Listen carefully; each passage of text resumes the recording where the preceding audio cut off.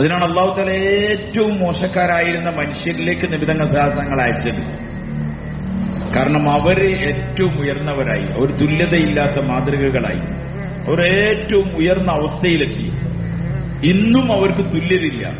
അത്ര ക്വാളിറ്റി ഉള്ള ആൾക്കാരായി മാറി, അത്ര സിഫാത്തുകൾ, ഗുണങ്ങളുള്ളവർ, ജീവിക്കാൻ വേണ്ടി എന്തും ചെയ്തിരുന്നവർ. എന്തും ചെയ്തിരുന്നു. കൊള്ളയാണെങ്കിൽ കൊള്ള, കൊലയാണെങ്കിൽ കൊല, എന്തു വേണമെങ്കിലും ചെയ്യും, ജീവിക്കണം.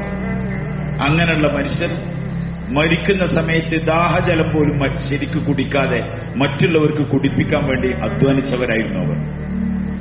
യർമൂക്കിന്റെ ദിവസം സഹോദരപുത്രന് വേണ്ടി ദാഹജലവുമായി പോയ സഹാബി പറയാൻ, ഞാൻ എന്റെ സഹോദരപുത്രന്റെ അടുക്കലെത്തി, അയാൾ സക്രാത്തിന്റെ അവസ്ഥയിലാണ്, ദാഹിച്ച് നിൽക്കുന്ന സമയം വെള്ളം വേണമെന്ന് ചോദിച്ചപ്പോൾ അതേ എന്ന് പറഞ്ഞ് നിൽക്കുമ്പോഴാണ് തൊട്ടപ്പുറത്തുനിന്ന് ആ എന്നുള്ള ശബ്ദം കേൾക്കുന്നത്. അപ്പം അദ്ദേഹം ആംഗ്യം കാണിക്കാണ് അവിടെ കൊടുക്കാൻ. അവിടെ വെള്ളവുമായി ചെന്നപ്പം തൊട്ടപ്പുറത്തുനിന്ന് ഒരു ശബ്ദം കേൾക്കുന്നു, അവിടേക്ക് ആംഗ്യം കാണിച്ചു. അവിടെ എത്തിയപ്പോഴേക്കും അദ്ദേഹം ഷഹീദായിട്ടുണ്ട്. രണ്ടാമത്തെ ആളെടുത്തെത്തിയപ്പോൾ അദ്ദേഹം ഷഹീദായിട്ടുണ്ട്.